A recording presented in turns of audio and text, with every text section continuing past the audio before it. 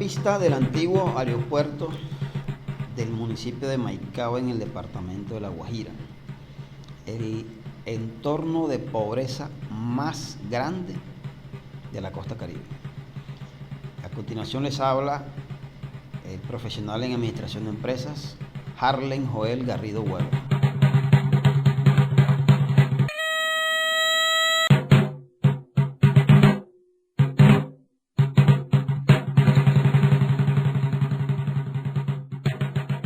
En este tiempo que hemos estado como maicaeros, hemos evidenciado la preocupación que existe sobre lo que está sucediendo con el tema migratorio en el municipio de Maicao.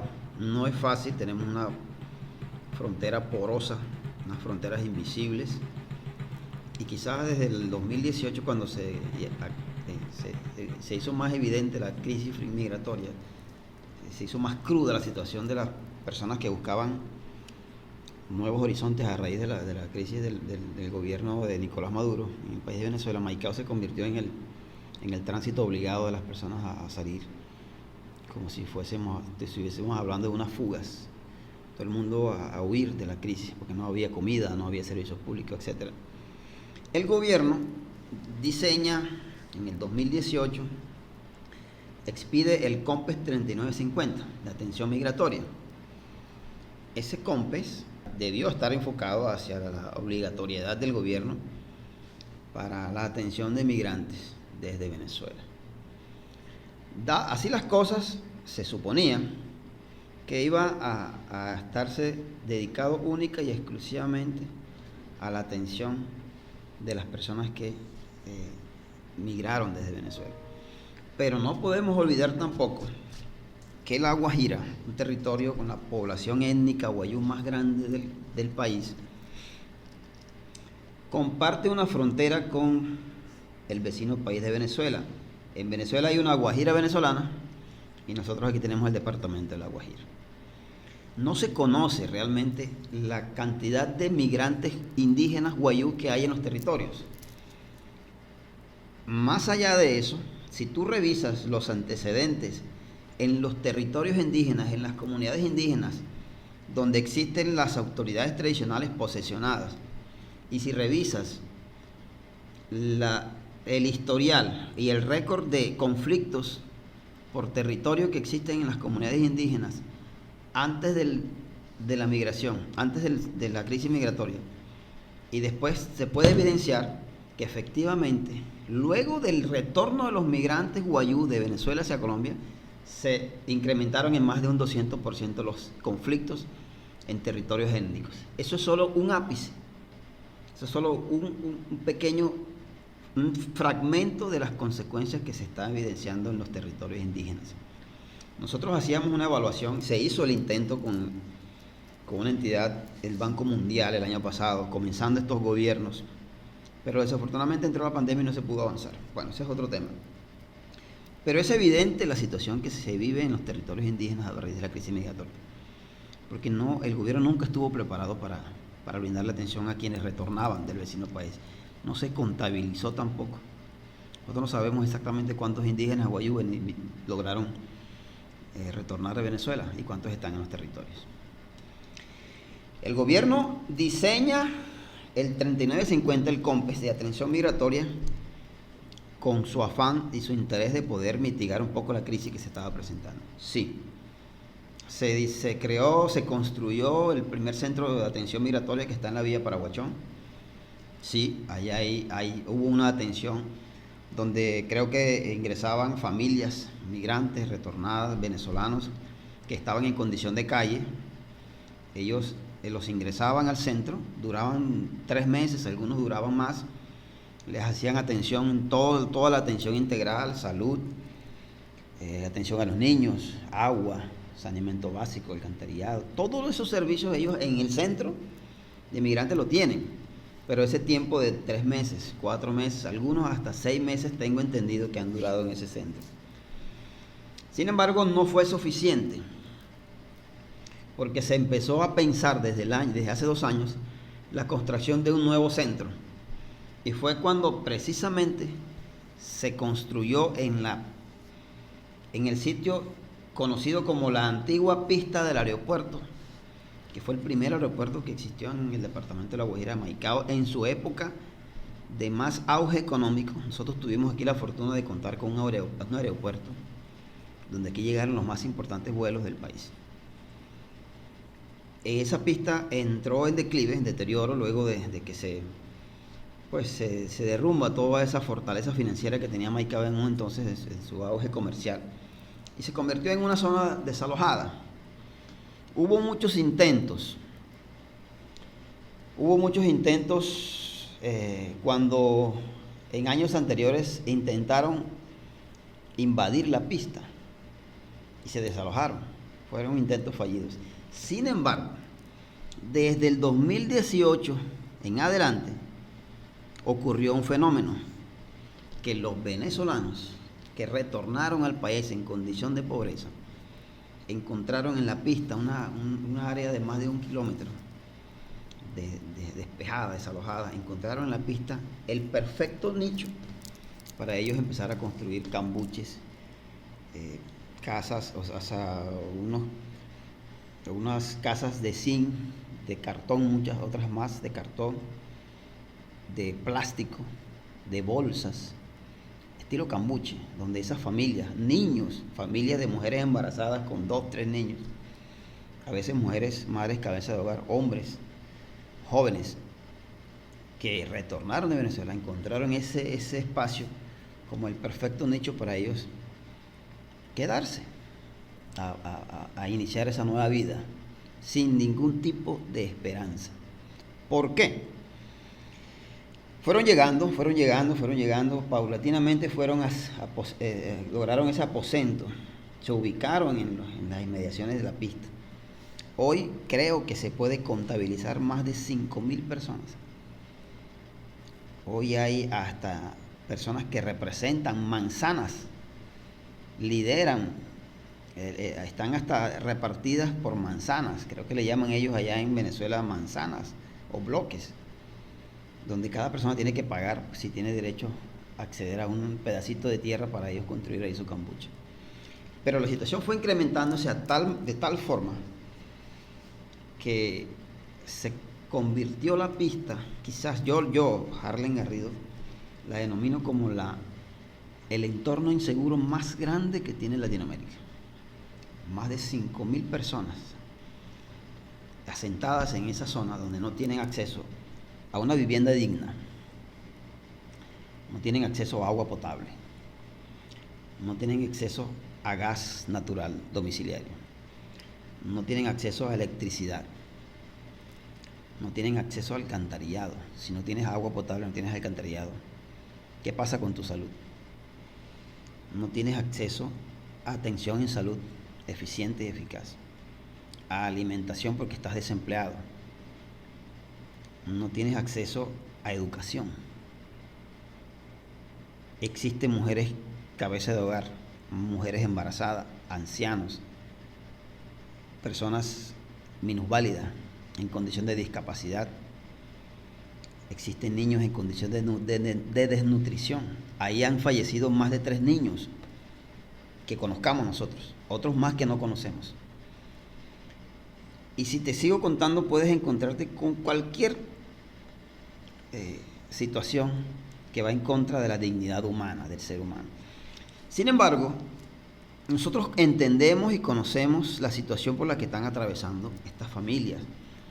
Nosotros no podemos responsabilizarlos a ellos de que ellos busquen un lugar donde estar. Pero sí podemos decirle al Estado colombiano que diseñó un COMPES 3950 por valor de 422.779 millones de pesos para atender la crisis migratoria. Se supone para darle fortaleza a Cúcuta, norte de Santander, Arauca y el departamento de La Guajira.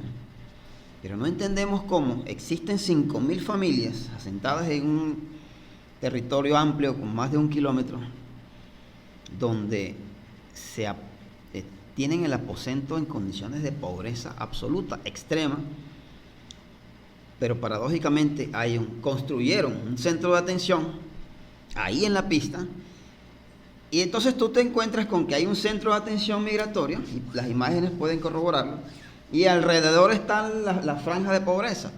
Es decir, ¿a quién están atendiendo dentro del centro? Porque si el centro está fortalecido con todas sus capacidades, ¿por qué las demás familias siguen estando en condición de pobreza? Si son venezolanos. ¿Hacia dónde están destinados los recursos? Pero nos podemos sorprender que el ICBF, según el COMPES, pudo manejar 10 líneas de acción, pero esas acciones le costaron al 24 de noviembre que vence ese COMPES 378.576 millones de pesos. Se supone entonces que el ICBF debe hacer frente a la situación de niñez de los 3 municipios más grandes fronterizos aquí en el país y que debería tener unas acciones puntuales diseñadas para intervenir la situación en la que se encuentran los niños. Y hay casos demostrados de que han muerto niños por desnutrición física.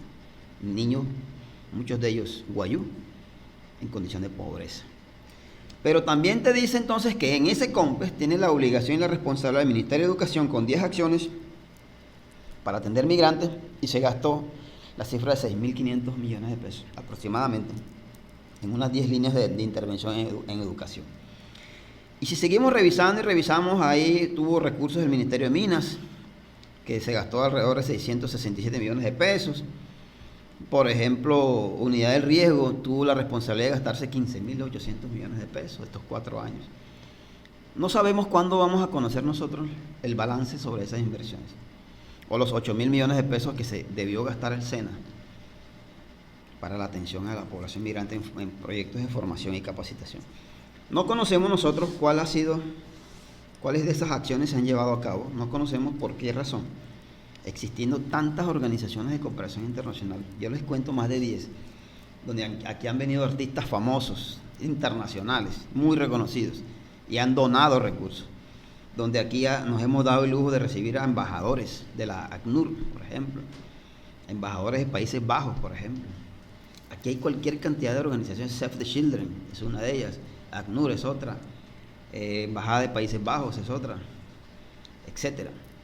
No conocemos realmente si hay tantos recursos y si hay una política de Estado amparada por un COMPES en la que existe la obligación de atender a esta población migrante. ¿Por qué existen más de 5.000 familias en estado de absoluta pobreza aún asentados alrededor del principal centro de atención migrante que hay en el país, que es en La Guajira y en Maicao específicamente? Sumado a eso, ya vence este 24 de noviembre, vencen los 4 años de haberse promulgado este COMPES, y el gobierno acaba de anunciar el 4 de agosto pasado la nueva ley de fronteras, que es la 2135, que es la diseñada para un régimen especial para los departamentos fronterizos en las áreas no municipalizadas fronterizas, declaradas zonas de frontera, en desarrollo de lo dispuesto en lo que está expreso en la Constitución Política de Colombia en su artículo 289 y 337. Es evidente la crisis.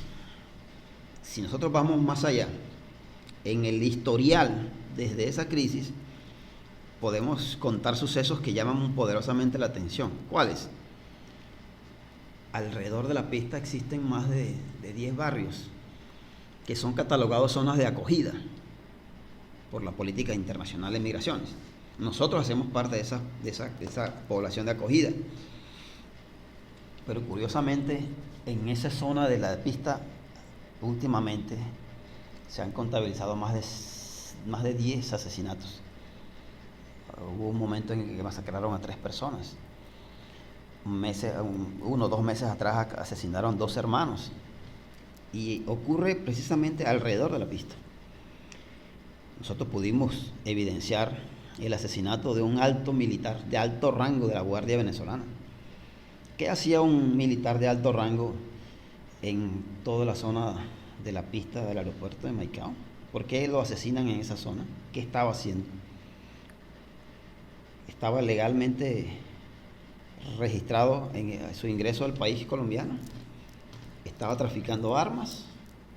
¿Estaba cometiendo delitos de prostitución, de trata de blancas, traficando drogas? Esas preguntas quedaron sin respuesta cuando asesinaron a este alto militar de la Guardia Venezolana. Sin embargo, La preocupación sigue latente. El foco, el problema principal que existe en la zona de la pista se evidencia en la muerte de niños por desnutrición, se evidencia en los índices de prostitución que son elevados, y no solo prostitución, sino prostitución de niños y niñas, eso es evidente. Muerte de niños por desnutrición, pobreza, tráfico de armas. Si usted le pregunta a los mayores de la policía, te pueden referenciar cuántos registros y por qué razón los señores de los agentes de policía no se atreven a hacer un registro masivo a esa población, y se podrían encontrar con un alto índice de tráfico de armas en esa zona, tráfico de estupefacientes, consumo de bebidas alucinógenas, consumo, distribución, venta y comercialización de droga. Desde los niños comercializan hasta los más adultos. Un estado de pobreza absoluta donde no hay acceso a agua potable, no hay acceso a alcantarillado, no hay acceso a educación, a trabajo, no hay acceso a gas natural domiciliario, no hay acceso a una vivienda digna. Si tú no tienes para satisfacer tus necesidades con una excelente y eficiente servicio de alcantarillado, ¿dónde la haces? ¿Será que no estarán afectados los vecinos, los aledaños a la zona?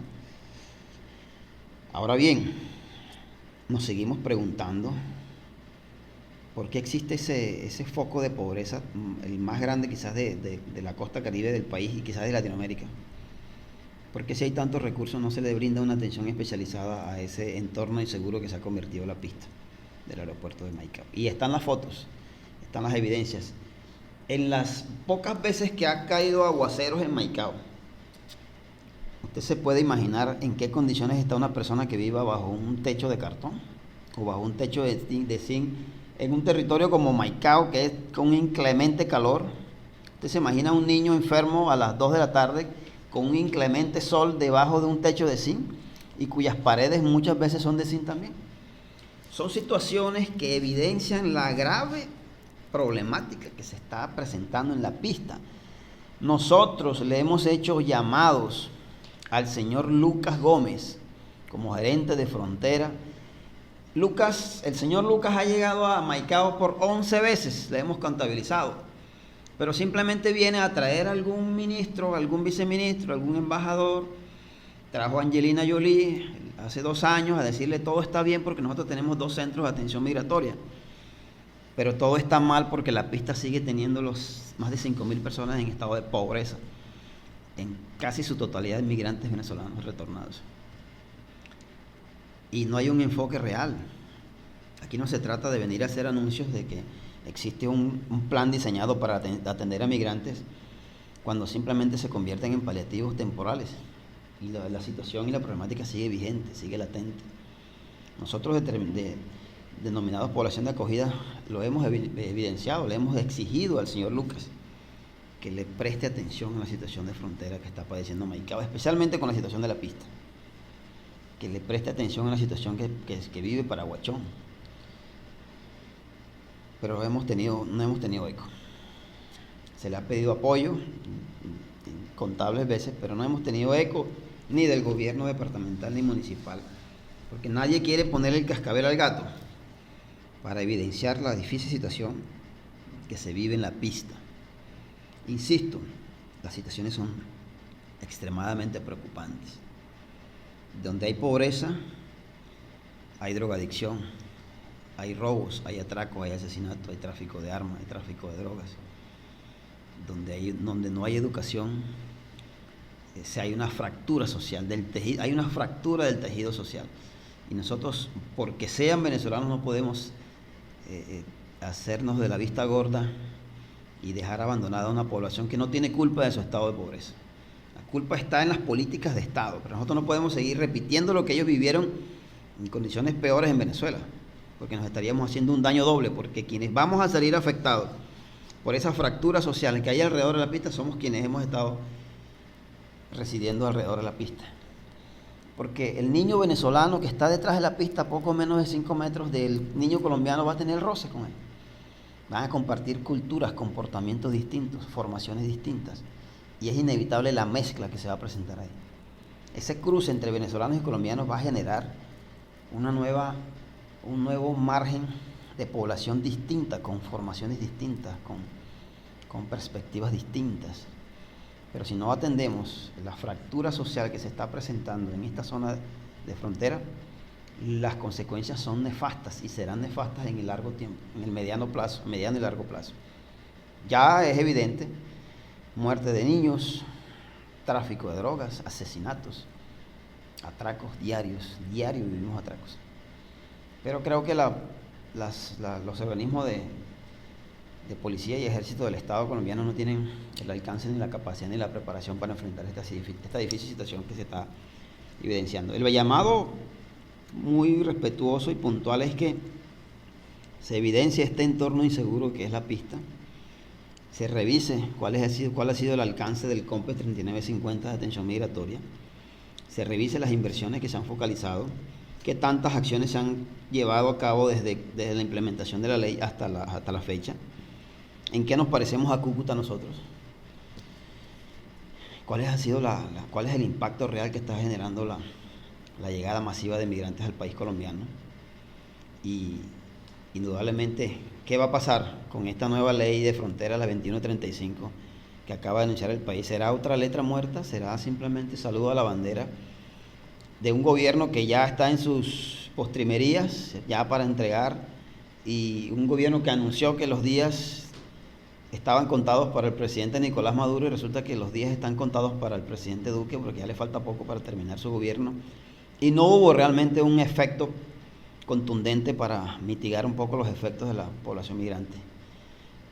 Hay que hacer público la problemática que tiene la pista del antiguo aeropuerto de Maicao. Maicao es un territorio histórico en Colombia. Todo el colombiano en alguna vez ha escuchado Maicao, porque es una frontera que en sus años tuvo la principal fortaleza económica con el manejo de la comercialización de mercancías.